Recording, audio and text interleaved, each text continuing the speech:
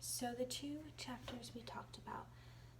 these past 2 weeks were Love is Anti-Fragile and Love Respects. So Love is Anti-Fragile talked about how a rhetoric of love is anti-fragile. It's not fragile, and that it breaks and becomes weaker when faced with opposition and challenges and opponents. And it's also not tough in that it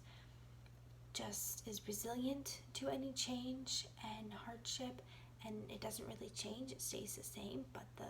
those challenges don't hurt it, but rather it's anti-fragile, and that it actually grows and gets better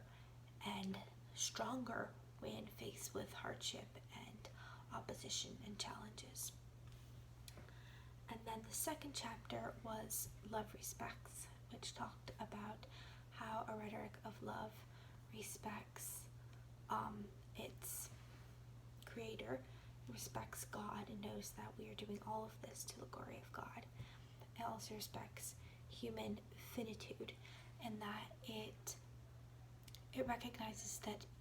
we are all fallen humans, that the person itself who is presenting is fallen, and that the entire audience is fallen humans who may not always be right about how they interpret things. Also talked about respecting opportunities, and that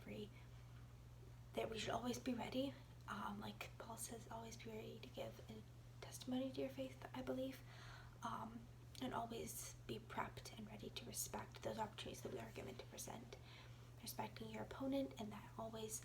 bringing your A game and not slacking off, as the book said, and really thinking through and giving your opponent the respect that they are an intelligent human being,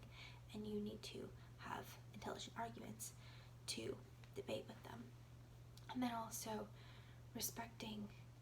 yourself as the speaker and just what your limits are,